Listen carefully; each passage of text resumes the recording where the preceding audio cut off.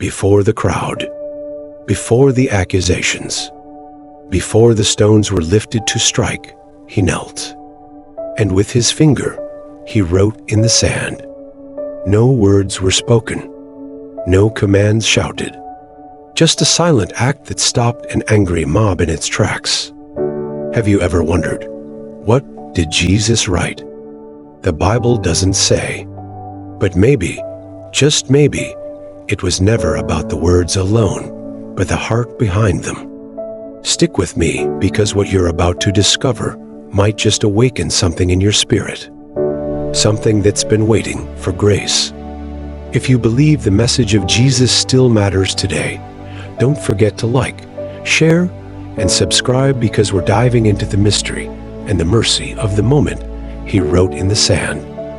The story unfolds in John 8, a woman caught in adultery, dragged out, publicly shamed.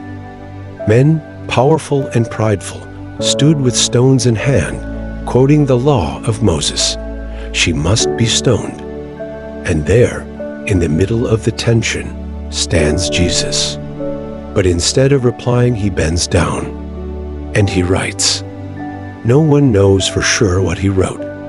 Not John, not the other disciples. No eyewitness ever recorded the content. But what happened next is unforgettable. One by one, the accusers dropped their stones and walked away. Why? Let's look deeper, because Jesus wasn't just doing something random.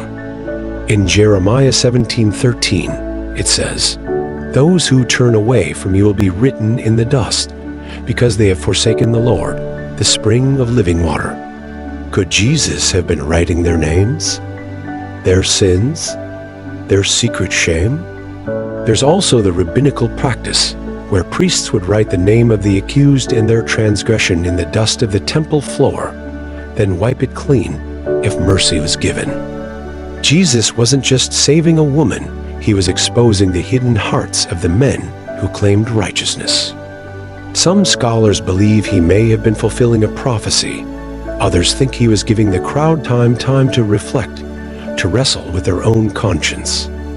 And it worked. Then he speaks. Let him who is without sin cast the first stone. Silence. The oldest dropped their stone first, maybe because they had the most to account for. Then the younger, until finally only two remained, Jesus and the woman. Where are your accusers? He asked. Gone, she whispered. Then neither do I condemn you, he said. Go and sin no more. This wasn't just about adultery. It was about every sin we hide, every shame we bury, every time we forget that mercy triumphs over judgment. This is what grace looks like. It doesn't ignore sin. It transforms the sinner. You may never be dragged into the street, but maybe you've dragged yourself through regret, guilt, or even self-condemnation. Maybe you've thrown stones at others with your words, your judgments. But Jesus is still writing in the sand, still defending the broken, still inviting the proud to drop their stones, still whispering, neither do I condemn you. The question is, will you walk away like the Pharisees, or stay like the woman and be set free? Friend, if this story stirred your heart, if grace just got a little more real to you today, hit that like button. Leave a comment below. What do you think Jesus wrote? Share this with someone who needs mercy, not judgment. And subscribe, because together we're going deeper into the heart of Jesus. He wrote in the sand so he could rewrite your story.